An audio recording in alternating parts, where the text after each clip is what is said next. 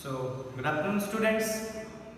Come to the next class of that I have written a tramp of surgery. This is the third class that I have been taking, and like the previous class, in this class also we will continue to read and explain the text.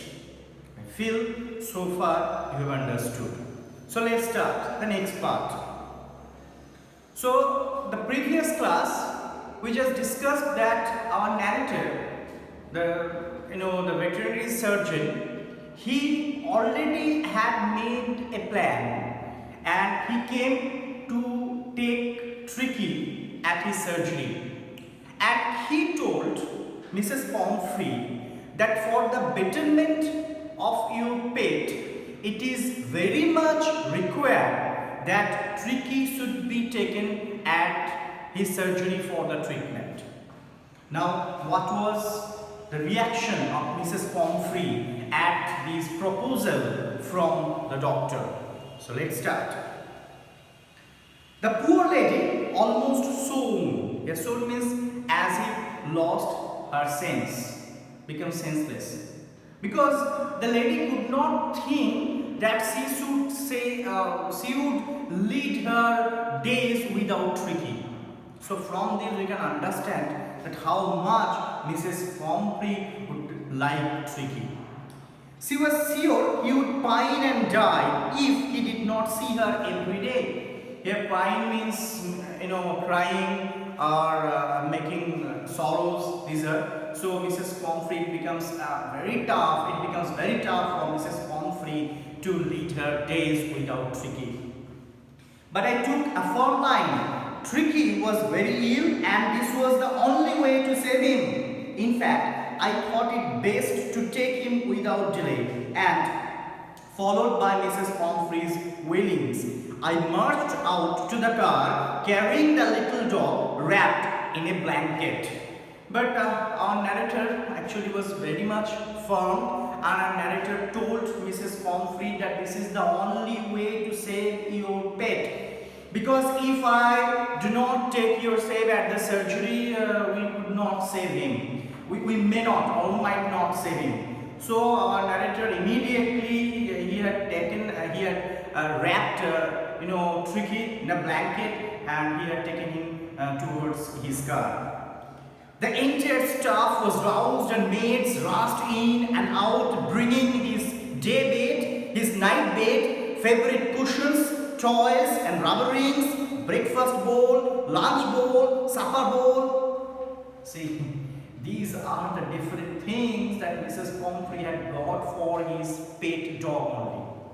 So when our narrator was taking Tricky towards his car, the maids who used to serve in Mrs. Pomfrey's house, they actually had taken all these belongings of Tricky towards the car, and these are the favorite cushions, night bed, lunch bowl, breakfast bowl, dinner bowl. That the Tricky had different bowls for taking meals in different times.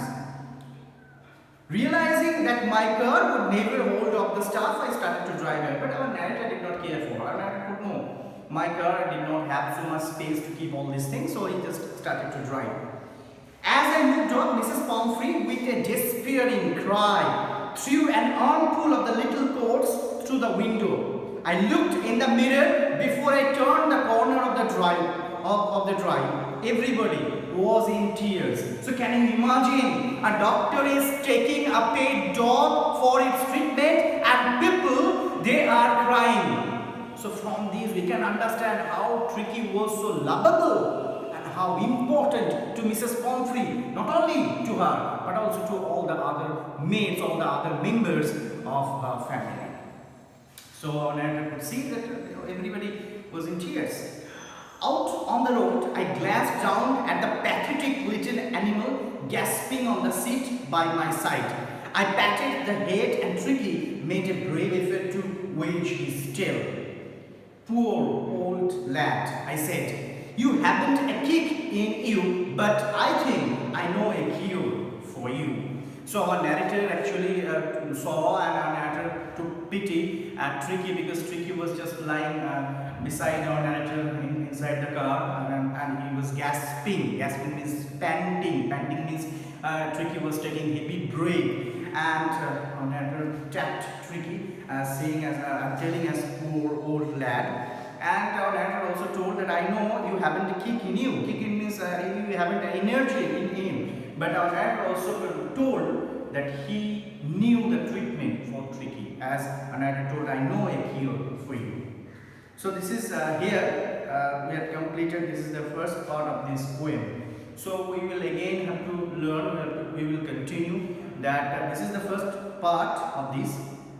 Then again, let us continue with this. Here, before that second part should start of this story, that let us, we are having another few questions. So let us take this, that is the narrator as rich as Tricky's mistress?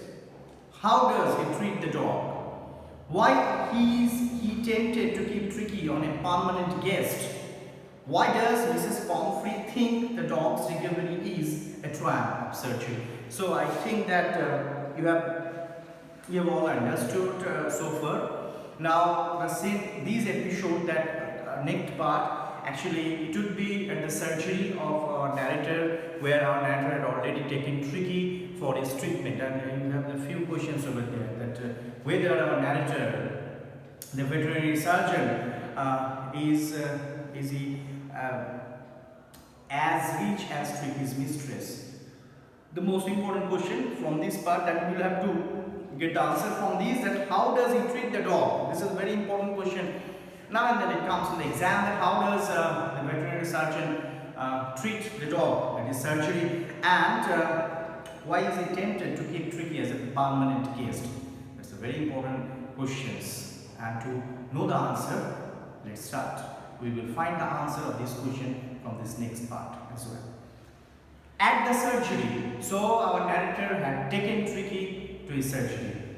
The household dogs surged around me. Whenever Tricky reached there, all the other dogs that are, these are also there at our narrator's surgery, they came, surged around this, they came like a wave. Okay, they came and just, they stood surrounding our narrator and Tricky.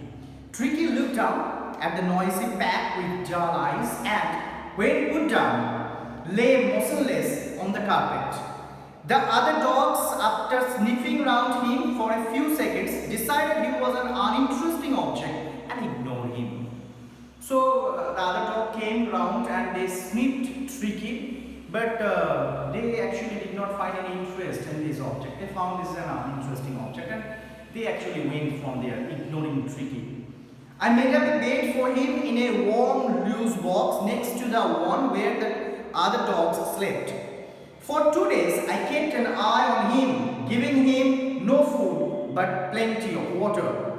At the end of the second day, he started to show some interest in his surroundings, and on the third, he began to whimper when he heard the dogs in the yard. So Tricky was kept in a different room, different box, and our narrator kept a sharp observation on him, and our narrator told that for these next 2 days, and not a single food item was given to Tricky, but only plenty of water was given to him. And on the third day, our narrator saw that there is a change in Tricky's behavior, and he just began to whimper, just going around here and there, and now he started to play with the other dogs in the surgery. When I opened the door, Tricky trotted out and was immediately engulfed by Joe, the greyhound, and his friends. After rolling him over and thoroughly inspecting him, the dogs moved off down the garden. Tricky followed them, rolling slightly with his surplus fat. Now, here the other dogs came, and among them another dog was there, that his name is Joe. He was a huge, greyhound. He came and just he sniffed and just rolled over Tricky, and they went from there. And when the other dogs, this is the third day, this incident happened on the third day of the surgery. So when the other dogs went to the garden, Tricky also followed them, and he actually now started to play with them. Later that day, I was present at feeding time. I watched while Tristan slopped the food into the bowls, there was the usual headlong grasp followed by the sounds of high-speed eating. Every dog knew that if he fell behind and others, he was liable to have some competition for the last part of his meal. So our narrator, the mealtime narrator was there to see that what was Tricky's reaction towards food, that how much eager Tricky became, because we know before 3 days he lost his interest to take any type of food. Now after 3 days, what was Tricky's change? What was Tricky's attitude towards taking food? So our narrator was there, and our narrator saw that when Tristan was the person who was giving food to the other dogs. So when other dogs came and everyone was fighting as they hurried, they are howling, and everyone there was a headlong rush. Okay, because every dog, as if they knew that if he falls behind, then the other dog will eat more than him, and that is why there was a great fight there for food. When, as his picture, you could see that here the dogs, as if they are all rushing for their food. When they had finished, Tricky took a walk around the shining bowls, licking casually inside one or two of them. So after they had finished, the bowl was shining because the dogs had licked all the bowls, and nothing, not a single food item was there in that. There was no mark of food in that bowl because they had licked it. Now, next day, an extra bowl was put out for him, and I was pleased to see him jostling his way towards it. So our narrator realized that now Tricky started to show his interest towards food. That is why he actually had a different bowl of food was arranged for Tricky, and now Tricky, like the other dog, he just started to jostle around. Jostle means just fighting with the other dogs, and Tricky also started to take food with them. From then on, his progress was rapid. He had no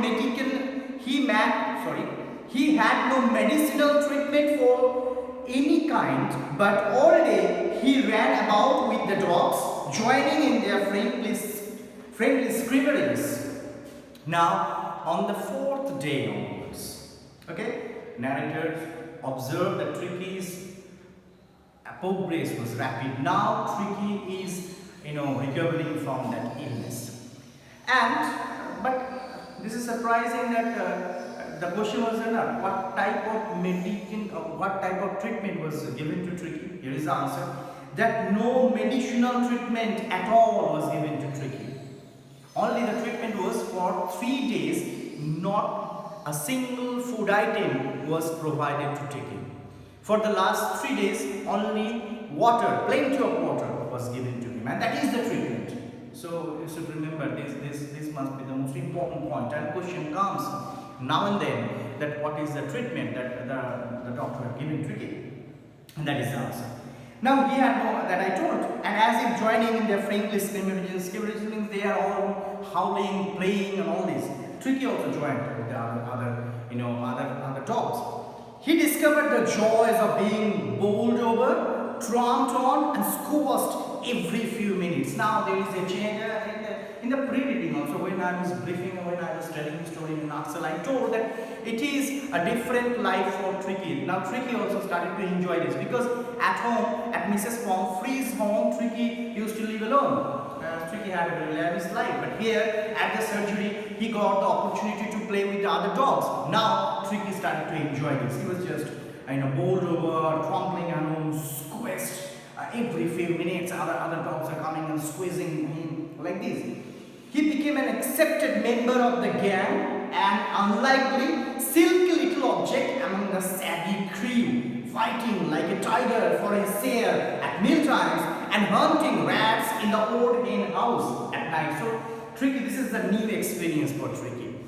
So far, Tricky, there was no requirement for fighting for getting the food, because Tricky used to get lots of food at Mrs. Pomfrey's house. This is the first time. This is a new experience for Tricky, that here he had to fight for food with the other dogs. Not only that, Tricky was also going for rat hunting. This is a very new experience for Tricky, and Tricky was enjoying.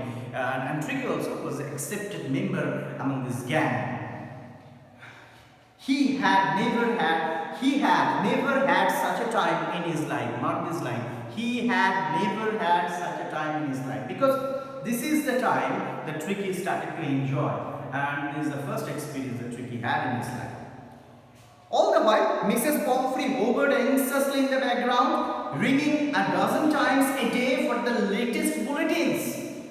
Now, Tricky was enjoying it. Tricky was recovering thick and fast, but Mrs. Pomfrey, she was just hovering, she was roaming outside, and she used to call a dozen times, means 12 times a day for the latest bulletin. Latest bulletin means that how Tricky is doing there, whether Tricky is recovering from his illness. Every now and then she used to call our narrator. I dodged the questions about whether cushions were being turned regularly or his correct coat worn accordingly to the weather. Our narrator used to actually pass this question, used to just tackle this question, dodge, just escape from this question. And what type of question he was asked? That Mrs. Pomfrey used to ask whether the correct coat was worn by Tricky, whether regular cushions were being changed or not. These are the questions our narrator did not answer all these to Mrs. Pomfrey. But I was able to tell her that the little fellow was out of danger and convulsing rapidly. Means our narrator told this to Mrs. Pomfrey that yes, your dog is out of danger and he is recovering. He is coming around very quickly. The word convulsing seemed to do something to Mrs. Pomfrey. Convulsing, the word convulsing means as he is recovering very quickly. He started to bring around fresh eggs, 2 dozen at a time, to build up Tricky's strength. Now, whenever Mrs. Pomfrey heard these from the doctor that your dog is in the process of recovering from illness, immediately Mrs. Pomfrey brought eggs, fresh eggs, 2 dozen at a time, and used to send these to to our narrator at the surgery for Tricky's, so that Tricky's strength could be increased. For a happy period, my partners and I had 2 eggs each for breakfast, but when the bottles of wine began to arrive, the real possibilities of the situation began to dawn on the household. But our narrator and his partners were very happy, and because they were taking these eggs and all this. But our narrator told the real possibilities came when Mrs. Pomfrey actually started to send costly wine for Tricky. It was to enrich Tricky's blood. Lunch became a ceremonial occasion with 2 glasses of wine before and several during the meal. Now when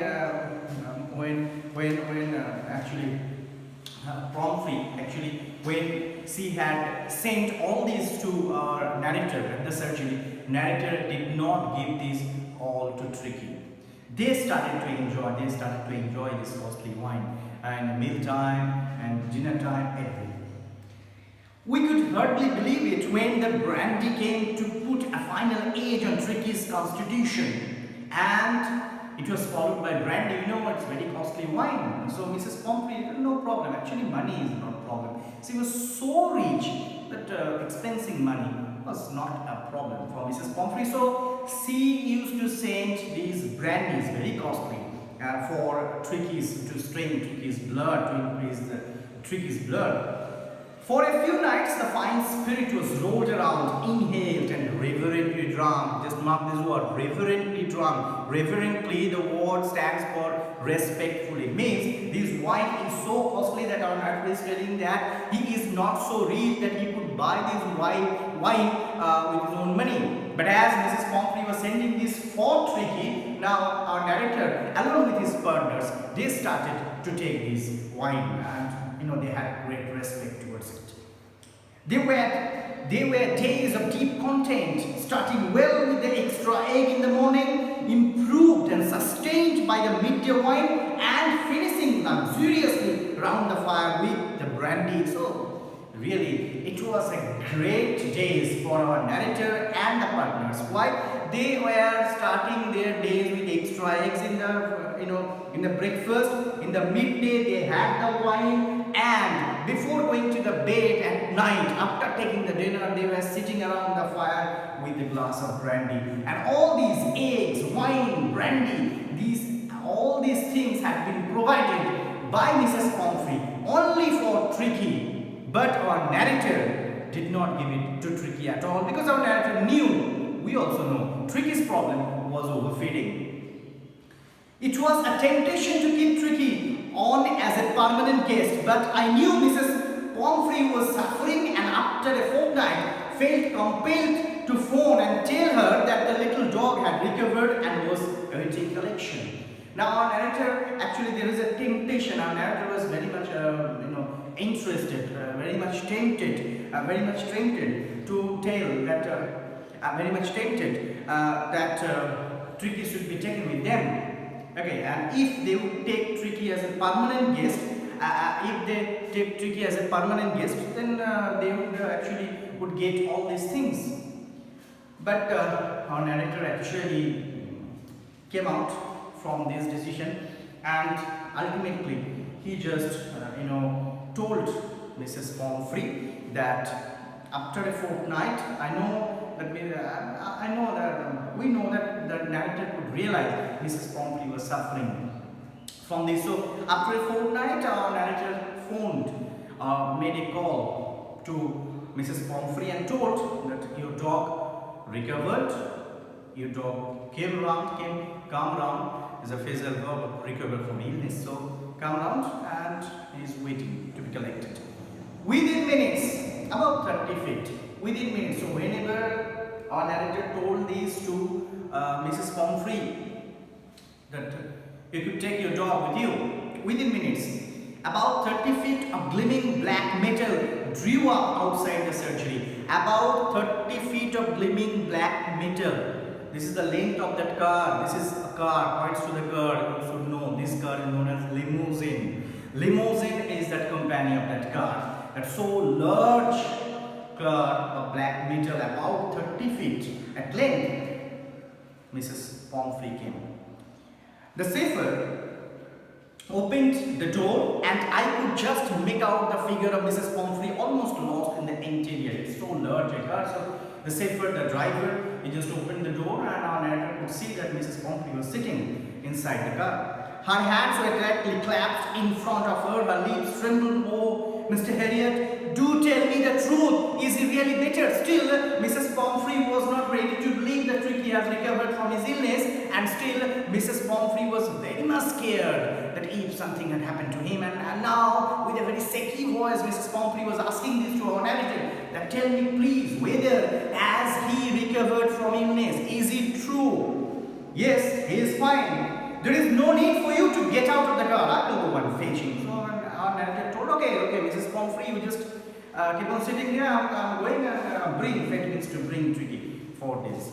I walked through the house into the garden.